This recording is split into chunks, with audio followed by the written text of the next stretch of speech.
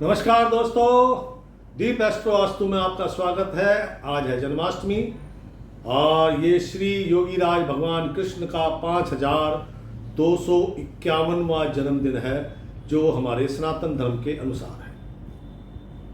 उदया तिथि के अनुसार 26 अगस्त 2024 को सुबह 3:39 पर ये जन्माष्टमी शुरू होगी और ये 27 अगस्त 2024 रात्रि के 2:19 पर समाप्त होगी। तो ये है जन्माष्टमी का मुहूर्त। इसीलिए उदया तिथि होने के कारण जन्माष्टमी का पर्व 26 तारीख को मनाया जाएगा। मथुरा में, वृंदावन में, सभी जगह 26 तारीख को जन्माष्टमी मनाई जाएगी। भगवान श्री कृष्ण की लीला तो आपको मालूम है, कैसे जन्म हुआ, क्यों जन्माष्टमी मनाई गई और क्या क्या होता है।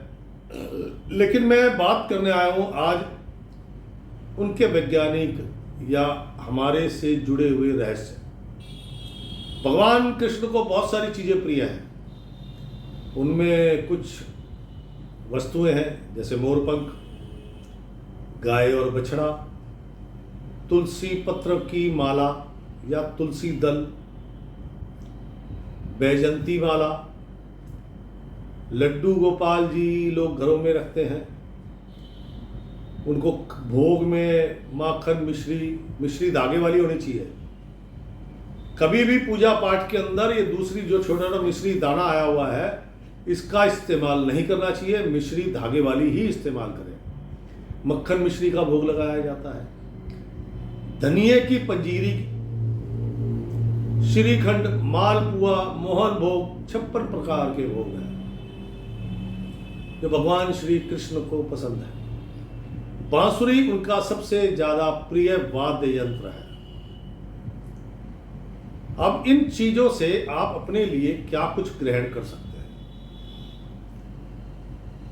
संतान की इच्छा रखने वाले, जिनके संतान नहीं है या संतान है तो वो स्वस्थ नहीं है, उनके लिए गाय बछड़ा जरूर रखना, घर में रखना चाहिए। लेकिन एक चीज का ध्यान रखना, ये गाय बछड़े खोखले ना हो। वैसे तो लाल किताब कहती है शुद्ध चांदी के गाय बछड़े होने चाहिए, प्योर चांदी के। चांदी का प्लेटफॉर्म, उस पे चांदी के, शुद्ध चांदी के, मतलब 24 कैरेट के चांदी के गाय बछड़े बने हुए होने चाहिए, ठोस, लाल किताब के अनुसार। घर में ये रखना चाहिए। ये संतान के लिए उपाय है। जो आजकल गाय के पेट में कट पड़ा होता है और पैसे डालते होते हैं, आजकल जगह जगह दुकानों पर मैंने रखा हुआ देखा है, तो उनके घर में भी पेट में कट पड़ते हैं, वो नहीं रखनी चाहिए। संतान के लिए भगवान श्री लड्डू गोपाल जी को स्थान दो, उनकी सेवा करो, उनका भोग इत्यादि, स्नान इत्यादि की उसी प्रकार सेवा करें जैसे आपके संतान की होती है। अगर आपका छोटा सा बच्चा होता है, उसकी सेवा कैसे करते हैं, बिल्कुल वैसे ही सेवा करनी है। श्री गोपाल स्तोत्र, संतान गोपाल स्तोत्र का जाप करें, संतान की प्राप्ति होगी। तुलसी पत्र की माला, ये आपके सम्मान, मान सम्मान और उन्नति का कारण है। अगर आप भगवान को पहनाते हैं, अपना नियम बनाइए कि मेरे को हर रोज पहनानी है या हफ्ते में एक दिन, शुक्रवार वाले दिन, कि भगवान श्री कृष्ण को तुलसी पत्र की माला जरूर पहनानी। देखिए धीरे धीरे आपके कार्यों में उन्नति होगी, सम्मान बढ़ेगा। वैजंती माला, जो भगवान श्री कृष्ण को बहुत प्रिय है, लड्डू जी को पहनाई जाती है। वैजंती माला, इसका उनके चरणों में अर्पण करें, उनको धारण कराएं। इससे आपके अंदर प्रेम भाव जागृत होगा। जिनको बहुत गुस्सा आता है, जिनको खीज बहुत रहती है, मन में ईर्ष्या बहुत रखते हैं, उनको ये काम करना चाहिए। वैजंती माला एक भगवान को धारण कराएं, एक माला अपने हाथ में रखें जाप करने के लिए। देखिए प्रेम भाव प्रकट होने लग जाएगा। भगवत कृपा, श्री हरि की भगवत कृपा प्राप्त होगी वैजंती माला के जाप से। तो मन शांत होगा। मन शांत होगा तो क्रोध इत्यादि, ईर्ष्या, ये सब दूर होंगे। मोर पंख, भगवान श्री कृष्ण ने मोर पंख अपने माथे पे धारण किया हुआ है। ऐसा कहा जाता है कि भगवान श्री कृष्ण की कुंडली में काल सर्प दोष था, इसलिए वो माथे पर मोर पंख लगाते थे। लेकिन मेरे को ये तर्क जरा ठीक नहीं लगता। तो श्री हरि को कोई दोष हो सकता है? कदापि नहीं। मोर पंख, उच्च पद, आध्यात्मिकता में हो तो उच्च प्रकार की आध्यात्मिकता, राजनीति में हो तो उच्च प्रकार की राजनीति, किसी कार्य व्यवस्था में हो तो उसमें उच्च पद की प्राप्ति, मतलब श्रेष्ठ जाने के लिए है। तो मोर पंख घर में रखें, छोटा सा एक मोर पंख अपनी पॉकेट में रखें अगर ये लालसा है तो। मतलब आप इन चीजों से अपने लिए बहुत कुछ उपाय कर सकते हैं। माखन मिश्री, धागे वाली मिश्री, इसका श्री कृष्ण जी को भोग लगाए।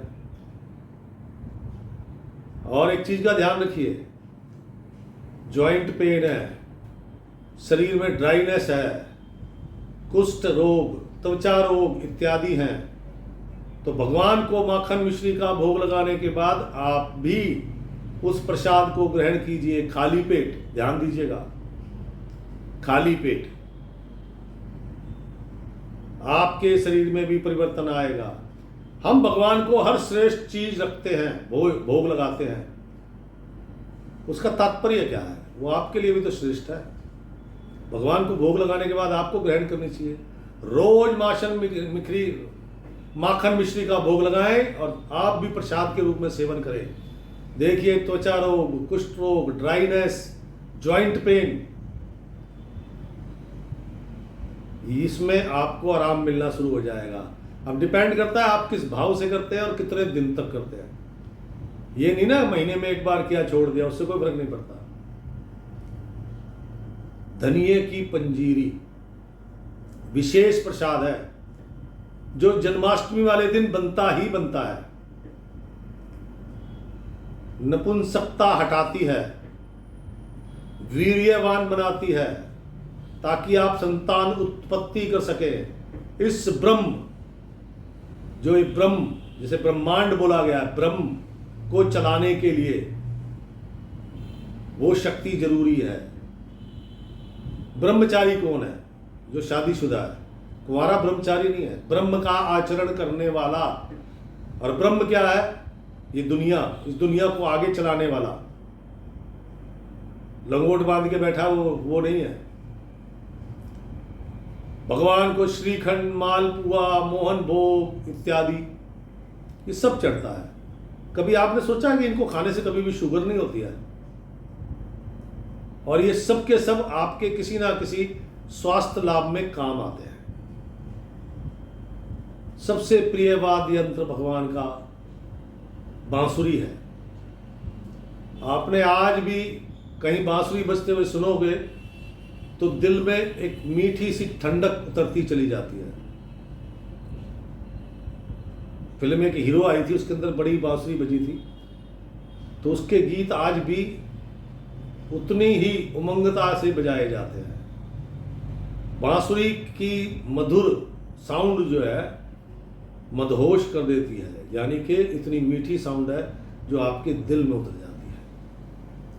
अनेकों प्रकार के नेगेटिव बैक्टीरिया नाश कर देती है। बांसुरी का वास्तु में बहुत बड़ा रोल है।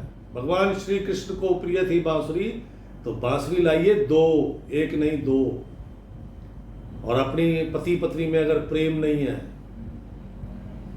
तो अपने कमरे में अपने सर की तरफ वाली दीवार पर वो दोनों बांसुरियां बांध के लटका दीजिए। पति पत्नी के अंदर प्रेम उत्पन्न होगा, और जब पति पत्नी में प्रेम उत्पन्न होगा तो संतान भी उत्तम होती है, परिवार में सब कुछ सुंदर होता है। अनेकों चीजें भगवान श्री कृष्ण से जुड़ी हुई, विचार करना पड़ता है, तभी तो आप आगे जाते हैं। पंचामृत बनता है भगवान श्री कृष्ण के लिए। आयुर्वेद कहता है जो प्रतिदिन सिर्फ 1 चम्मच पंचामृत भी प्रतिदिन ले ले उसे जुकाम भी नहीं होता। बड़ी बीमारी की तो बात दूर है। अब हम लोग पढ़ लिख गए हैं, आधुनिक हो गए हैं, सोशल मीडिया, ये टच वाले मोबाइल, तो हमने अपने पुराने संस्कार छोड़ दिए और पढ़े लिखे होने के कारण हम उनको रूढ़िवादी कहते हैं। आज विदेशी लोग इन चीजों को अपना रहे हैं। पंचामृत, पंच अमृत, 5 प्रकार के अमृत से बना हुआ पंचामृत। अब सोचिए, लंबी आयु, निरोगी काया किसको नहीं चाहिए? आपके घर में लंबी बीमारियां हैं, कई लोग बीमार रहते हैं, तो डेली भगवान श्री कृष्ण को, नहीं तो लड्डू जी को, नहीं तो ठाकुर जी को पंचामृत का भोग लगाएं पहले, फिर वो अपने परिवार में सबको 1-1 चम्मच दें। और जो रोगी है, रोगी, उसको तो कम से कम 2 चम्मच दें। देखिए सबके रोग नष्ट हो जाएंगे। और जितनी चीजें हैं, गाय बछड़ा है, इसका वास्तु में अपना विशेष इसका उपयोग होता है। हमारे जो हिंदू धर्म में, जो हमारा हिंदू शास्त्रों के अनुसार वास्तु है, बांसुरी है, इसका उपयोग होता है, तुलसी है, इसका उपयोग होता है, मोर पंख है, इसका उपयोग होता है ज्योतिष में। लेकिन आपके करने से होगा। जिसको भी सुख समृद्धि चाहिए, जिनको भी सुख समृद्धि चाहिए, धन चाहिए, धन, जिनको सिर्फ धन की लालसा है, उनके लिए उनको क्या करना चाहिए? भगवान श्री कृष्ण को चांदी की प्लेट या चांदी की कटोरी, कोई भी चीज हो चांदी की होनी चाहिए, उसके अंदर माखन मिश्री और एक चांदी का सिक्का रखिए, फिर वो भगवान श्री कृष्ण को भेंट कीजिए। और वो चीजें वहीं जब तक जन्माष्टमी का महोत्सव पूर्ण ना हो जाए तब तक वो वहीं रखी रहनी चाहिए। प्रातःकाल उस माखन मिश्री का सेवन करें। चांदी के सिक्के को सूती सफेद कपड़े में बांधें, सूती कपड़ा होना चाहिए, कॉटन का, सफेद कपड़े में बांधें। और जहां आप अपने घर का या ऑफिस है तो लॉकर, तिजोरी, जहां भी आप अपनी धन संपदा रखते हैं, वो सिक्का नेत्रों से लगाकर वहां रख दीजिए। बस देखिए धन की आमद शुरू हो जाएगी। दरिद्रता नाशक है ये उपाय, आप करके तो देखिए। और भी बहुत सारी बातें हैं, लेकिन मैं यहीं पर वीडियो समाप्त करता हूं। देखने के बाद अगर वीडियो अच्छा लगे तो दोस्तों लाइक जरूर कर देना, शेयर करना ना भूलें। जन्माष्टमी की बहुत बहुत हार्दिक शुभकामनाएं। योगीराज श्री कृष्ण की लीलाओं का ज्ञान और उनका प्रेम आपको प्राप्त हो। राम राम, सीताराम।